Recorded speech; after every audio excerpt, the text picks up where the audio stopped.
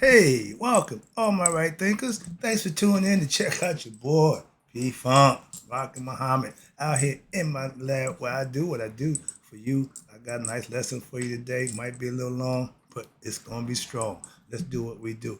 Rightism, 25 rules to live by. Storytelling, story with a message. There's a message in the story for life. I give life lessons. You tune to receiving them. I appreciate you.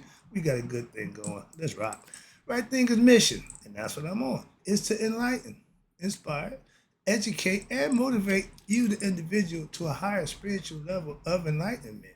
Right Thinker's way of life, through mental and spiritual discipline, practice daily, will help and guide you to obtain your goal of spiritual enlightenment, aka know thyself. My mission, and that's what I'm on, is that all right thinkers know thyself. If you're a right thinker, your goal should be to, know thyself. With that being said, I ask the question, do you know you? It's rhetorical, but if you don't have the answer for yourself, tune in. I can help you with that. That's what I do for you. I'm here. A person who knows not and knows not that they know not is foolish. Disregard them. A person who knows not and knows that they know not is simple. You can teach them. That's what I do for you. Appreciate you too. Stay tuned. I got more for you. A person who knows not and believes and thinks that they know is dangerous. Avoid them. I do. A person who knows and knows not that they know is spiritually asleep. I can awaken them. That's what I do for you. A person, I'm a spiritual alarm clock here to wake you up. That's what I do for you. A person who knows and knows that they know is wise. Follow them. All these persons reside in you. Right thinkers, know thyself and always to Maya be true. I'm gonna wrap up this lesson. The deity's title is Right Thinkers. Let's talk about how mastery, control of one mind is the most important part of right thinker philosophy, and understanding the deities, aka the cosmic forces, and how they work. See if I can break that down for you right quick. So let's go. I wrapped up the last one with your ego desires and your actions are by your choice. So understanding the deities first. Therefore, these deities, we talked about Mishkanet, Shah, and Renet. Shah is fate or destiny. Renet is the fortune. Mishkanet is the birth, the ones who take care of the birthplace, okay, birthing place. These are all deities. They have special roles that they play, and this is the understanding.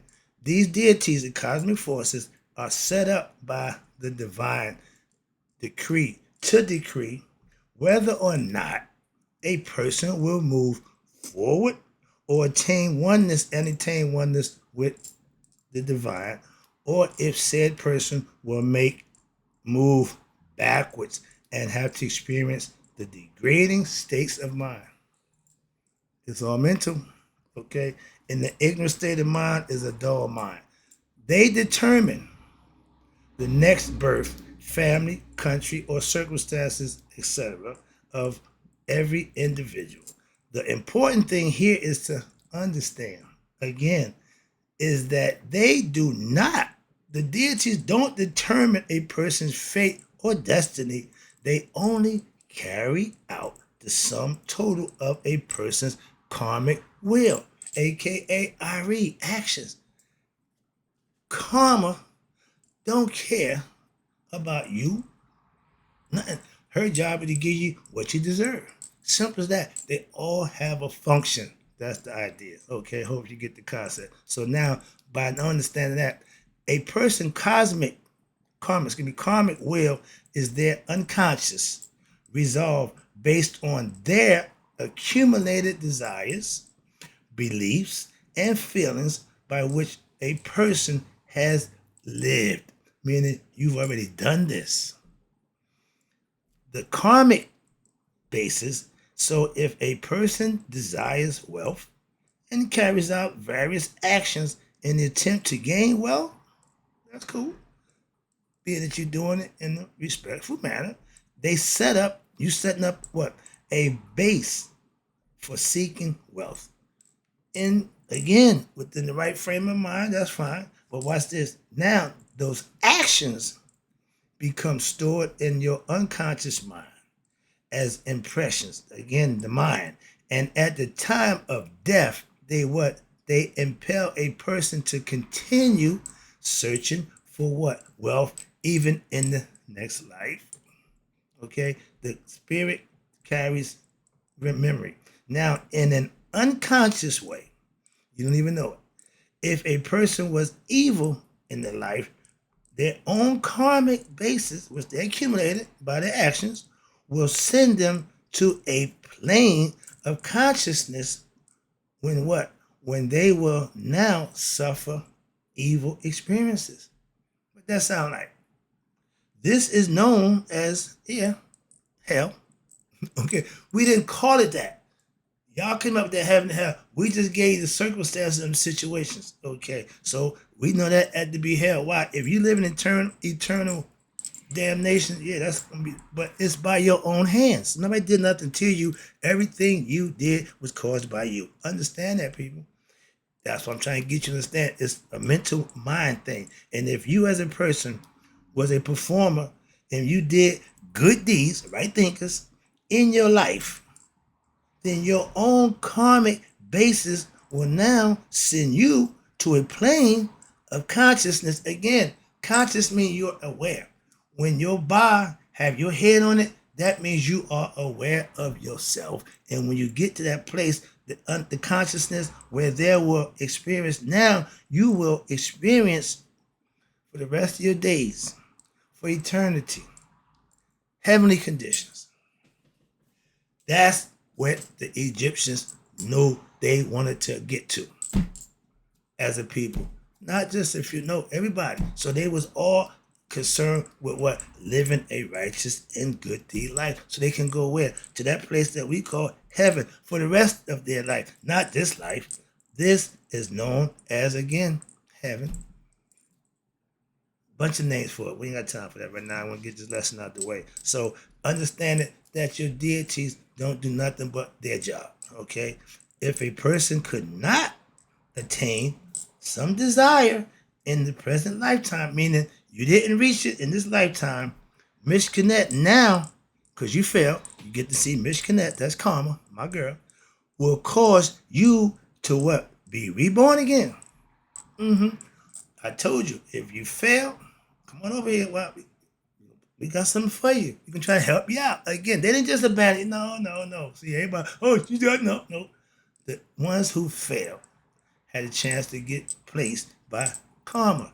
Okay? Why? Because she know where they need to be based on their prior actions. That's why. So they're reborn in another country, a family, again, circumstances where they will be able to hopefully continue pursuing that desire. And karmic will play a role in that. This form of desiring things which are ultimately perishable, meaning worldly things, becomes the basis for what? Reincarnation. Because you're chasing an illusion. And you ain't chasing self-improvement. You ain't chasing your higher self. You chasing things of the world. So you don't make it to the next level. And you are reincarnation. Heaven and hell. Listen, heaven and hell are not permanent states of being for the soul. Why? Like the physical world and human life, heaven and hell are relative states of mind.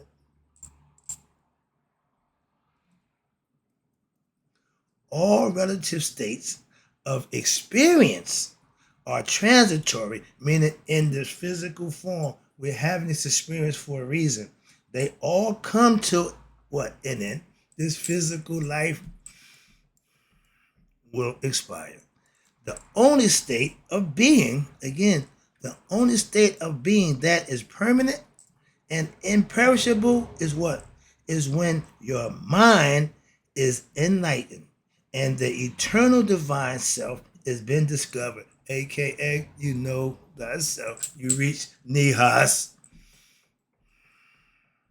This is because all desires and the eternal karmic basis has dissolved.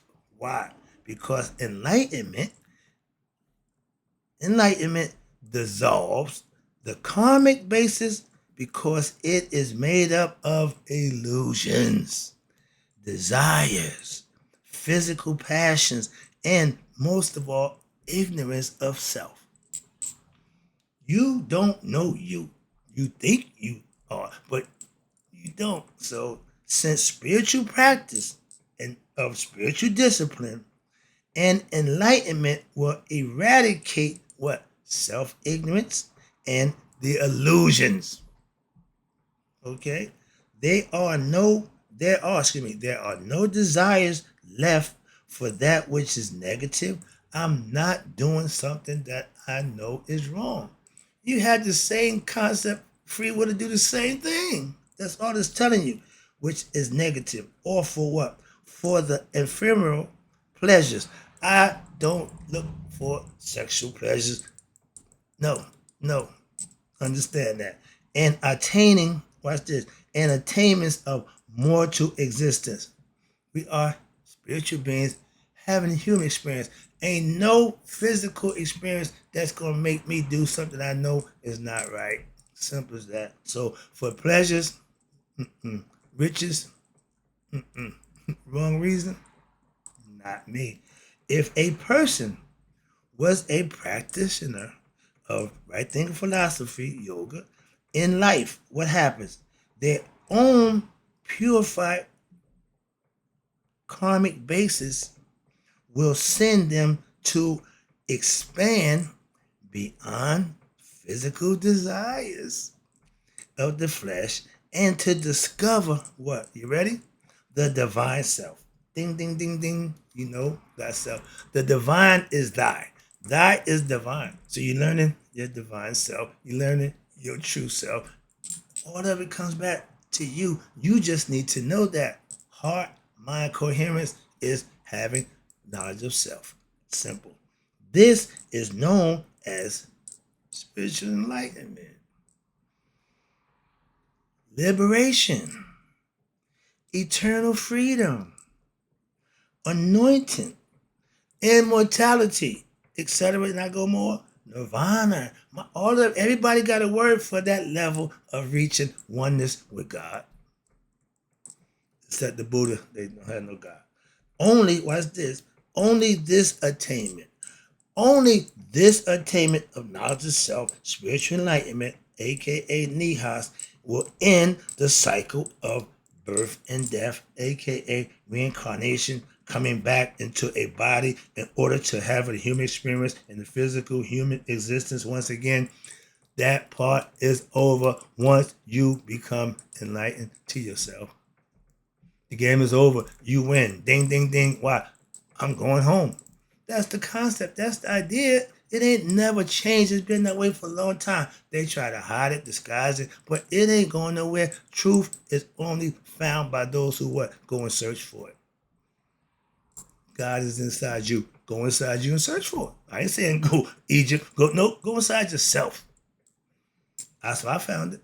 Okay? And yeah, I found them. So, therefore, again, if you're practicing a spiritual philosophy, and that's what right thinking philosophy is based on, spiritual philosophy, aka Shita Netta, Samatawi Maya philosophy, directs your spiritual aspirant, you, to what?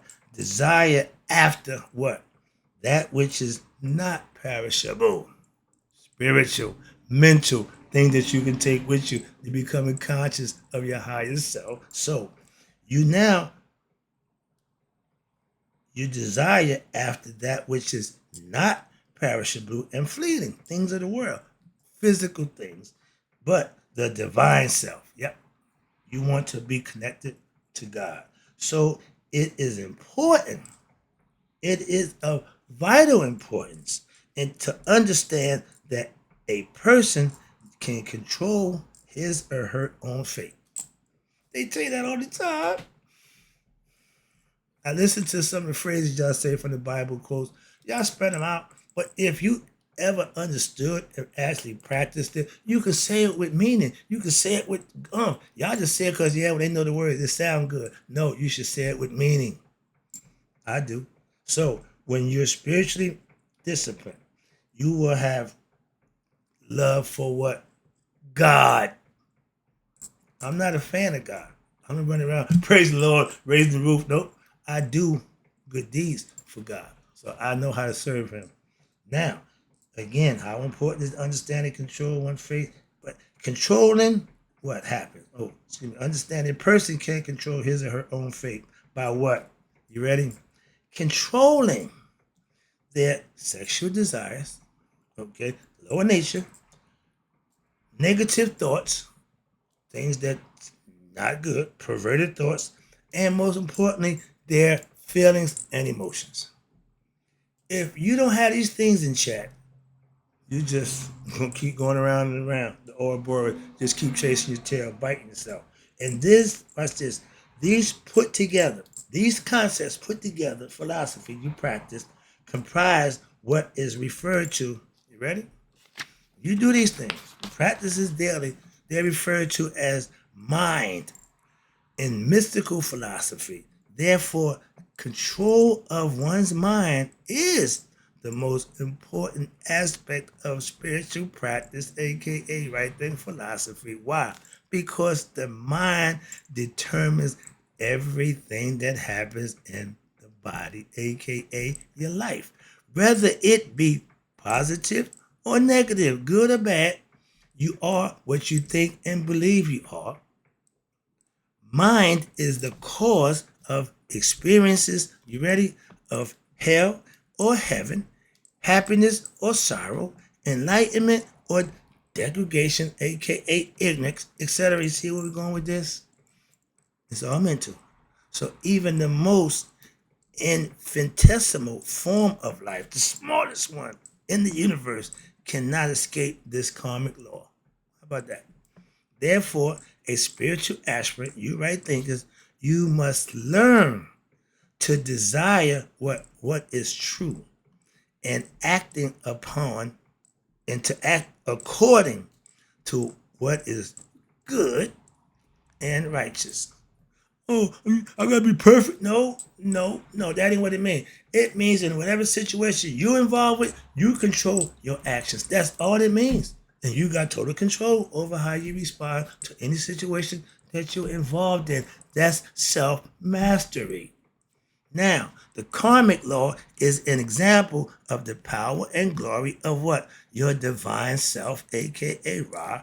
Even more wonderful is the realization that every living being is a part of the what? Intricate fabric of life, and that all are looked after by who?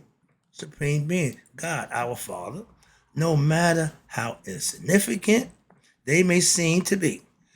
Another important teaching here is that no one can do an unrighteous act. No one can do an unrighteous act and think or believe they can get away with it. That's where karma comes in. That's what I'm trying to explain to you. Don't think because nobody know you getting away with it. You know. Moving on. That should be a little head tidbit. At some point in the present life or in your future life, they will what? Reap the effects of their unrighteous actions of the past in a form of what? Misfortune, adversity, disappointment, and frustration. Punishment is meted for all of these who what? Transgress the universal law of life, which includes compassion, honesty, justice, integrity, righteousness, peace, and last of all, universal love. Just love for no, just love them. Why? Because they're here. Just love them. You got no reason to not do that. That don't hurt to do that. That's something we fall short of again. Having concerns and compassion for somebody other than ourselves or family and friends. Sorry about that. I'm almost done. I'm not going to stop it. I'm going to take this to the end. I got another page to go, but this is good information. I think it is. So let's talk about the law of karma again. The law of karma says that for every cause will be an effect. I didn't read that part about you about how Shah, Renette, and Mishkanet completes the idea of cause and effect. But this, they're talking about it right here. Watch this. In addition, the cause and the effect will be what? Equally intense. Again, equal opposites. Depending on how bad you do it, depending on how bad you're going to get it back. How good you do it, how much you will be rewarded. It's real simple. Also, the effect will be the cause transformed. The problem arises because what? The majority of us do not have proper insight into this law of cause and effect. Most people not even believe that they are the only person responsible for the situations that before them in life. Oh, I got bad luck. All right. Nope. That's your karma. You bring it on yourself, good or bad. Again, you attract what you are. If you're bad, you're going to attract bad. If you're good, you're going to attract good. So think about that and make your own decision. However, again, they are usually more willing to take what? Credit for what? The good things that happen to them, and then rather than what? The bad things. They both done by you. Calm down. Now, this problem is compounded. Why? Because often the cause of the effect do not look identical and do not occur one right after the other. For example, if you plant a seed of a sweet fruit, okay, in essence, a date, you will reap sweet fruit. Make sense? Okay. However, if you planted the seed of a sour fruit, a lime, you will reap only what? Sour fruit. So you reap the results of whatever thoughts and actions that you put out there into the world. I got to pin it. It's simple. I ain't got to say it. It said it all right there. I try to explain it to you, but I ain't got to do that. I just read it to you. You're responsible for everything you say and do. Get better at doing just that. That's self-improvement. That's a start. This reaping is carried over into what? Even your future lifetimes. Okay? However, neither the seed of the date or the lime look like the actual fruit it brought forth. Do it. The seed don't look like the end result. Again, if you were only to see the fruit, the effect, you wouldn't know the cause. You may not be able to describe the effect the exact way the seed which was planted caused looked. Again, cause and effect. If you just get the effect, that's like knowing the problem and not knowing the cause of the problem. A lot of times it's you. So likewise, most people have no insight into the cause of the negative effect themselves. They are currently experiencing their lives. So therefore, the tendency in modern society is to what? Blame someone or something outside of themselves, not being responsible for their actions, for any adversity which befalls them. The purpose of having insight into this law is to not to blame yourself for your current adverse situations and to wallow in self-pity, but to realize within yourself that as you created that situation due to what? Ignorance and egoistic behavior is in the past, how could you solve it? You can uncreate it through what? Righteous thoughts, right thinking, and right actions in what? The present, the past, the present. You are not stuck in your situation indefinitely. And my mother's favorite phrase, I got to give it to her, this too soon shall pass, be it good or bad. It's not going to stay the same. Okay? So in every possibility, through your righteous self-effort, through your righteous, What they call self effort, I call putting in the work. So through your righteousness of putting your daily work, what you have every right and possibility of working to make your situation better. When you're at the bottom, can't go no lower. Okay, start going up. Better yourself. Therefore, the purpose of thoroughly understanding said law of cause and effect, the Hermetic principles, Mayat got all of them included. But you got to learn and understand the cause and effect law. Mayat philosophy teaches that is to become, you ready, self-empowered and not to feel that you are a poor victim of life's circumstances, cruel whims, who has no control over your destiny. You have given up on yourself. When you do that, anybody's gonna believe in you either. So it starts with you. Everything that's self, meaning you got to do it. Following up, let me wrap it up now. You following up this first parable is Tahuti, who introduced the teachings related to the creation of the universe. He explained to Hedu that the land of Egypt was created by her father, which is Ra, God, from a primeval ocean, which was formless in the beginning, and that it was the land of many wonders, incomparable in beauty. This description is a mystical way to relating the nature of creation and the glory of eternity, who created it. Then Tahuti begins to show her that the splendor of the Supreme Being, which is her father, has also her own splendor and glory, who she shared with before she lost her understanding. He begins to relate to her the divine glory that is latent within herself, and to bolster her pride, to make her feel gaslighter. Watch this. Pride in her own heritage. Rep where you come from. I rep North like no tomorrow. Be proud of where you come from. He imports to her what? The feeling of goodness that is the divine. He related how her absence left who God void in the creation and causing pain and sorrow to what all people. Every life form has a place in creation. We're all God's children. Also, every life form is loved by God, who manifests his love where? In the form of relatives, acquaintances, and nature itself. So all people have what? Have a purpose in life. Their existence is meaningful to somebody. Also, they are cared for by who? At least the divine self in various forms. The highest purpose is due to what?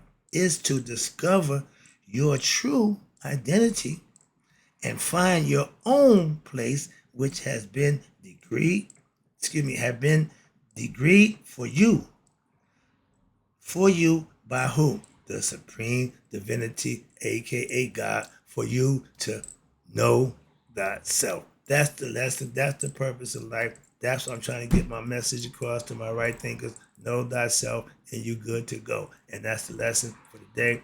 I'm going to end it in party. Right thinkers, may you all live to be 100 and me 100 minus a day. So I never know that right thinkers have passed away. Hope you enjoyed the lesson. I'll be back. You know I got more.